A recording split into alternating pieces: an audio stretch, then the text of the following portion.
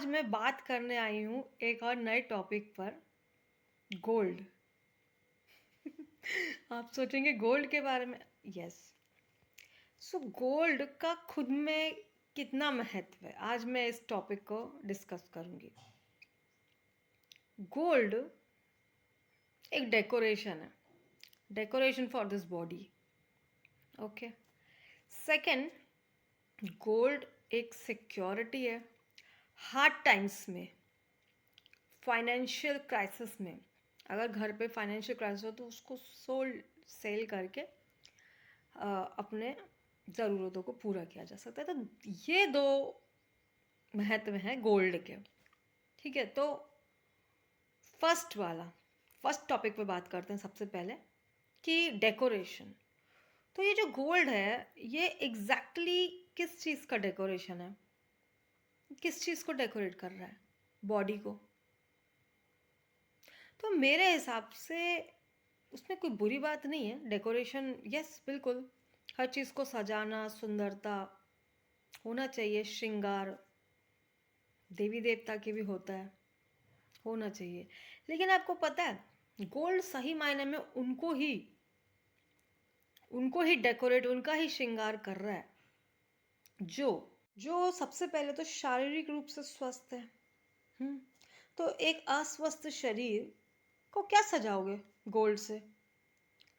तो ये बात मैंने क्यों कही, क्योंकि अगर हम अपने शारीरिक स्वस्थता पर ध्यान ना देकर, है ना, जो चीज़ें हमारे शरीर को स्वस्थ करती हैं, जो हमारे शरीर को में प्राण बनाए रखती हैं, उन पर ध्यान ना देकर उसको सजावट की चीज़ पर ज़्यादा ध्यान देकर उस पर स्पेंड करेंगे तो वो कोई सजावट है ही नहीं, वो फालतू है।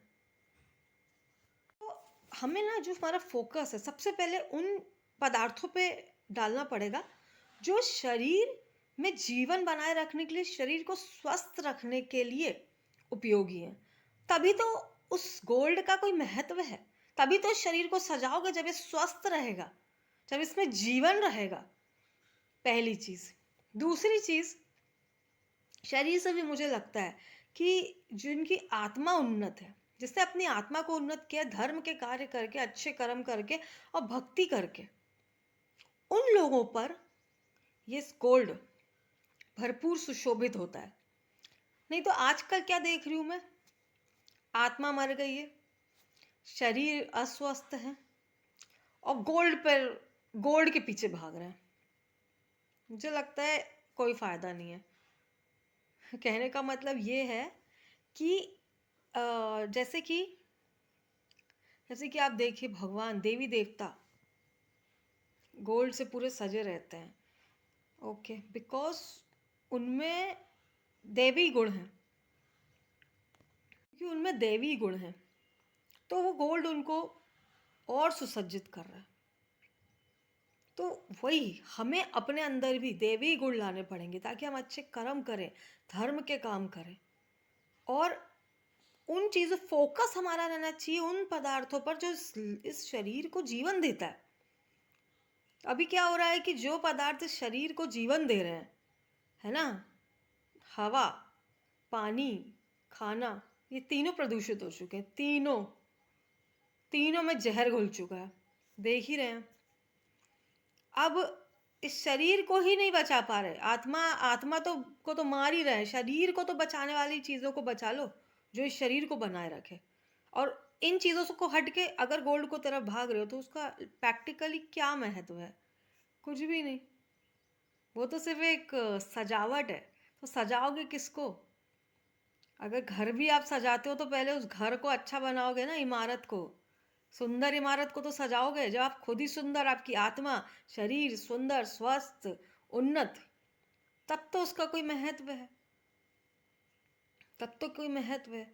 तो हमारा जो फोकस है अभी सिर्फ इसको बनाने की जगह हमारी सोल और हमारी बॉडी को पहले ग्रो करने के लिए होना चाहिए।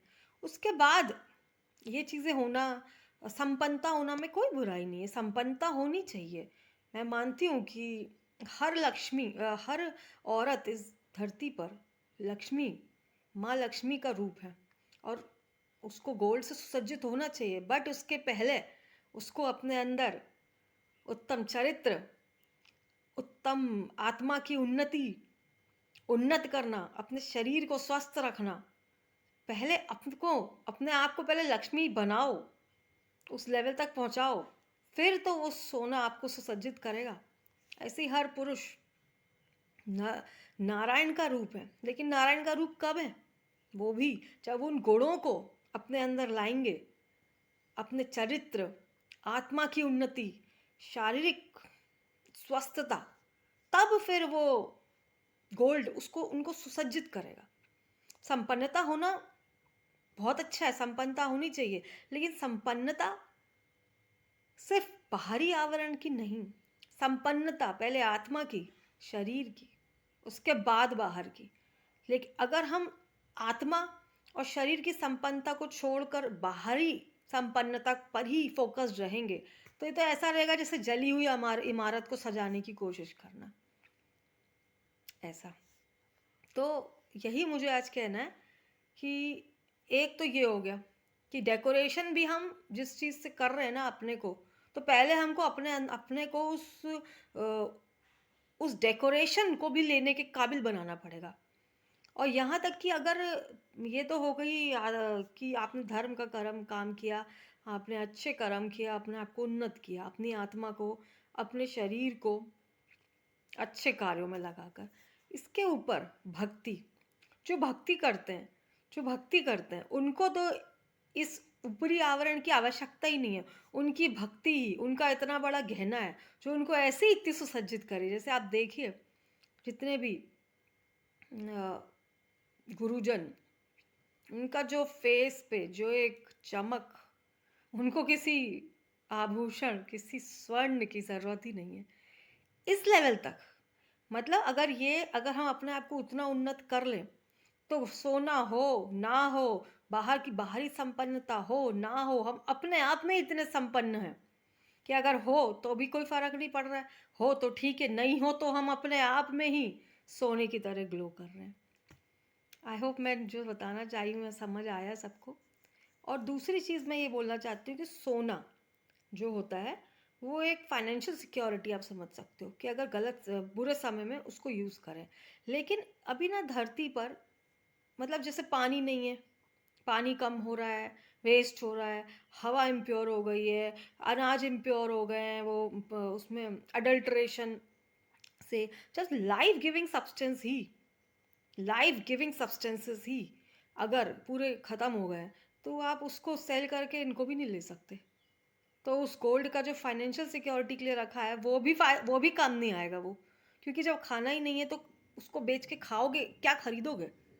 तो हमें ये जितने भी मटेरियलिस्टिक थिंग्स हैं, गोल्ड से मेरा मतलब था कि ऑल द मटेरियलिस्टिक थिंग्स, इनसे अपना फोकस हटा के, क्योंकि ये सिर्फ एक डेकोरेशन की वस्तु है, ये लाइफ गिविंग सब्सटेंसेस नहीं है। ये ना ही हमारी शरीर की ज़रूरत को पूरा करते हैं, ना ही हमारे सोल की ज़रूरत को पूरा करते हैं। तो हमारी शरीर की में जो लाइफ है ना, लाइफ वो है food, air and water, pure. And soul की रिक्वायरमेंट है भक्ति। तो the materialistic things means gold, ये दोनों की ही पूर्ति नहीं कर रहा है। और आने वाले समय में मैंने जैसे बताया, अगर फूड ही नहीं है तो आप गोल्ड को बेच के गोल्ड के रेट में भी आपको अनाज नहीं मिल पाएगा। इसलिए अभी ज़रूरत है कि हम अपना फोकस मटेरियलिस्टिक थिंग्स से हटाकर लाइफ गिविंग सब थिंग्स पर लगाए ना, लाइफ गिविंग सब्सटेंसेस एंड और हमारी सोल पर, कि हमारे सोल को उन्नत करें, इस पे हमारा फोकस डालने की ज़रूरत है। क्योंकि अभी समय है, अभी हमारे पास मनी है, अभी हमारे पास वाटर है, अभी हमारे पास रिसोर्सेस हैं कि कोई बुरी परिस्थिति आने से पहले अभी संभाल ले, तो हम अपने उस मनी को, उस गोल्ड को लाइफ गिविंग सब्सटेंसेस में इन्वेस्ट करके अपने लिए लाइफ को डेवलप कर सकते हैं। तो अभी समय है, क्योंकि जब ये समय निकल जाएगा फिर बचेगा ही नहीं कुछ करने के लिए। तो हमें क्या करना चाहिए कि अभी मटेरियलिस्टिक थिंग्स को इकट्ठा करने हैं ना, उसको हो मटेरियलिस्टिक थिंग की भीड़ अपने घर में लगाने से बेहतर है कि अपने उन उस मनी को जो अभी आपके पास है, क्योंकि अभी रिसोर्सेज भी, वाटर भी है ना, हमारे पास अभी ट्रीज हैं, तो हम उसमें उनको लगाने में उस पैसे का उपयोग करें, ताकि हमारा जीवन इस धरती पर जब तक भी है अच्छे से चल पाए। Thank you.